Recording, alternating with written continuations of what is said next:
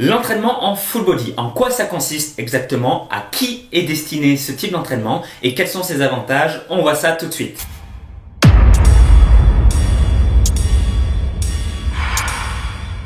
Alors vous êtes de plus en plus nombreux à me soumettre vos séances d'entraînement par email pour que je puisse vous donner mon avis là-dessus. Alors honnêtement, la plupart des programmes que je reçois ne sont pas adaptés à soit votre niveau ou soit votre objectif. Par exemple, j'ai énormément de personnes qui ont pour objectif de perdre le gras autour du ventre, c'est-à-dire d'avoir des abdos bien sculptés et un corps dessiné. Et ces personnes-là s'entraînent en général 5 à 6 fois par semaine en faisant du split routine. Alors le split routine, pour ceux qui ne connaissent pas, cela consiste en fait à travailler un groupe musculaire différent à chaque journée de la semaine, à chaque entraînement. Alors si vous vous reconnaissez dans ce que je viens de vous dire, honnêtement, vous allez avoir du mal à progresser. Vous allez progresser, pourquoi? Parce que vous êtes débutant, mais vous n'allez pas autant progresser que l'entraînement en full body.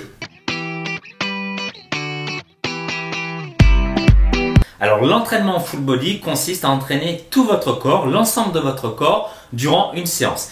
Et l'objectif de ce type d'entraînement, c'est de pratiquer des exercices polyarticulaires, en gros des exercices qui vont solliciter plusieurs articulations en même temps. Je vous donne un exemple, le développé couché est un exercice polyarticulaire. La presse ou encore le squat font également partie des exercices polyarticulaires.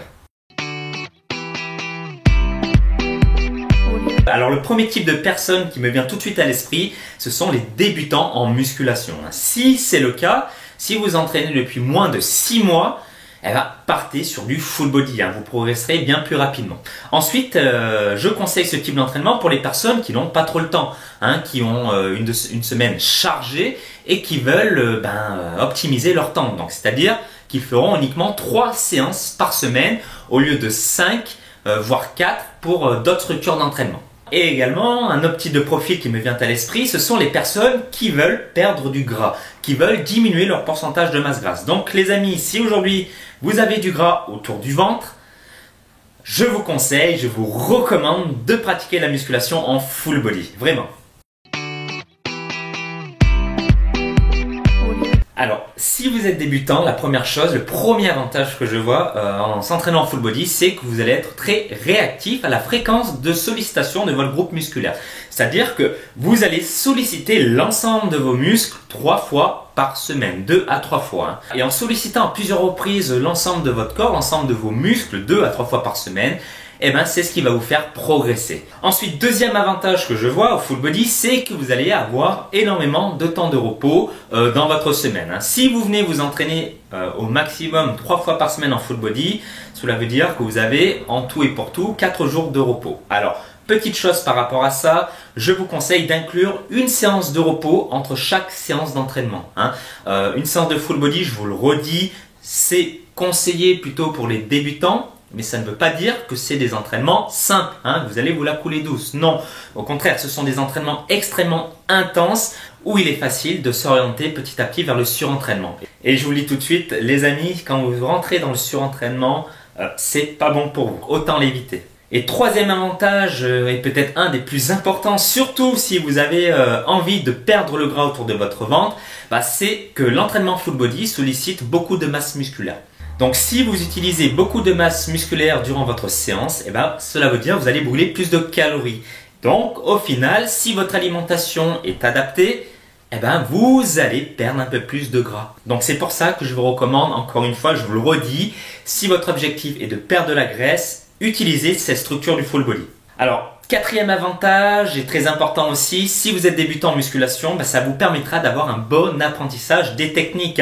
Chose qui est très importante en musculation pour éviter de se blesser. Ce qui arrive très souvent quand on débute, parce qu'on a tendance à partir dans tous les sens, à tester un peu tout et n'importe quoi. Et au final, on ressort souvent avec une douleur au niveau du coude, au niveau du genou ou ailleurs. Et dernier avantage que je vois avec le full body, c'est que ça prend beaucoup moins de temps. Une séance complète de full body prend environ 1 heure. Vous faites ça 2 à 3 fois par semaine. Vous vous entraînez donc 2 à 3 heures grand maximum dans la semaine. Alors, si vous me dites que vous n'avez pas le temps, honnêtement, quand même 2 à 3 heures dans la semaine, je pense que vous pouvez les trouver.